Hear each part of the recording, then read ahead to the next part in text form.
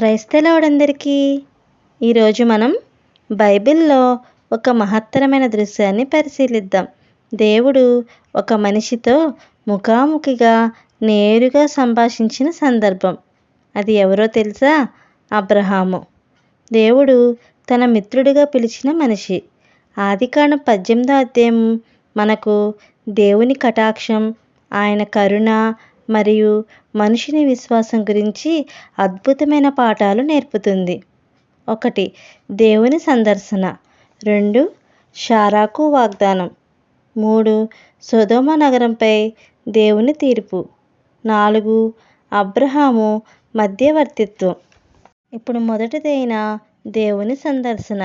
వేడికాలపు ఒక మధ్యాహ్నం అబ్రహాము మమ్రే వృక్షాల దగ్గర తన టెంటు ద్వారం వద్ద కూర్చున్నాడు. అప్పుడే 3 మనుషులు ఆయన ముందుకు కనిపించారు. అబ్రహాము వెంటనే లేచి పరిగెత్తి వారిని ఆహ్వానించాడు. అతను భూమికి నమస్కరించి ఇలా కోరాడు, ప్రభువా, నేను నీ దృష్టికి కటాక్షం పొందిన నా యొద్ద నుండి దాటిపోకు. కొంచెం నీళ్లు తెచ్చెదను, మీ కాళ్ళు కడుక్కుకొనుడి, చెట్ల క్రింద విశ్రాంతి తీసుకొనుడి. ఇంత వినయంగా ఆతిథ్యం ఇచ్చిన మనిషి తన ఇంటికి దేవుని స్వయంగా ఆహ్వానించాడు. దేవుడు 3 రూపాల్లో ఆయన ముందుకు వచ్చాడు. దేవుడు సాన్నిధ్యాన్ని అబ్రహాము తన ఆత్మతో గుర్తించాడు. ఇప్పుడు రెండవది శారాకు వాగ్దానం.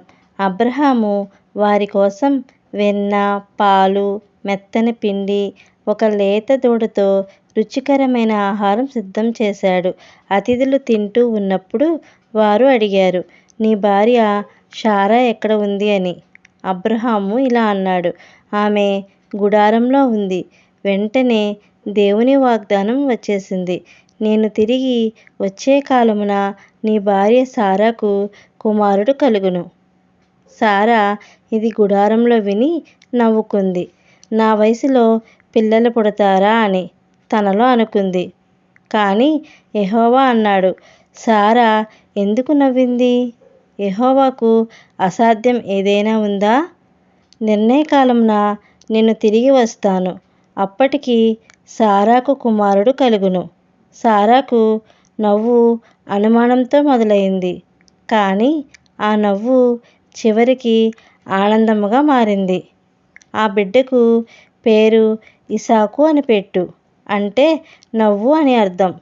దేవుడు అనుమానాన్ని కూడా ఆనందంగా మార్చగలడు. అది మన విశ్వాసానికి దేవుని సమాధానం. ఇక 3.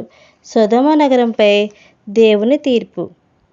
ఆతిథ్యం ముగిసిన తర్వాత దేవుడు అబ్రహాముతో మాట్లాడాడు. సొదొమ గొమొర్రాల నగరాలు పాపం ఆకాశమంతా ఎగిసిపోయింది అని దేవుడు చెప్పాడు.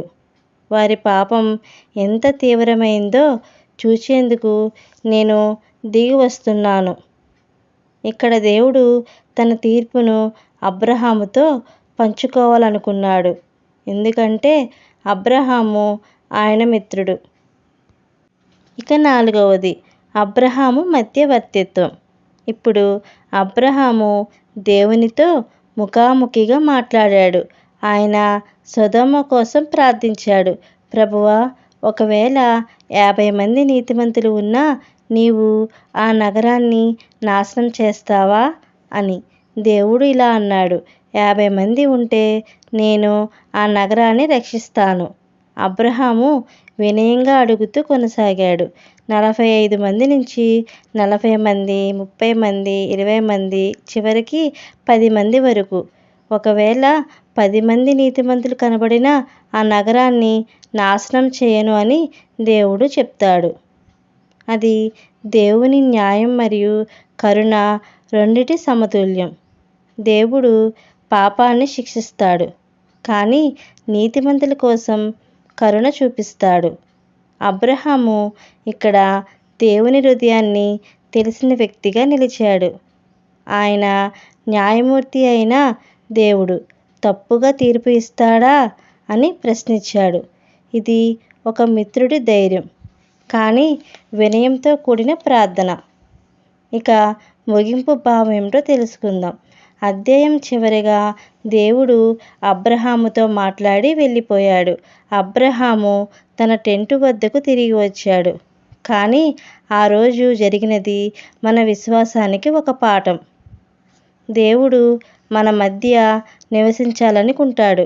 వినయంతో ఆయనను ఆహ్వానిస్తే ఆయన మన గుడారంలోకి వస్తాడు. మన ప్రార్థనలు ఇతరుల కోసం చేసినప్పుడు దేవుడు కరుణ చూపిస్తాడు. అబ్రహాము సారాకు కుమారుడి వాగ్దానం పొందాడు.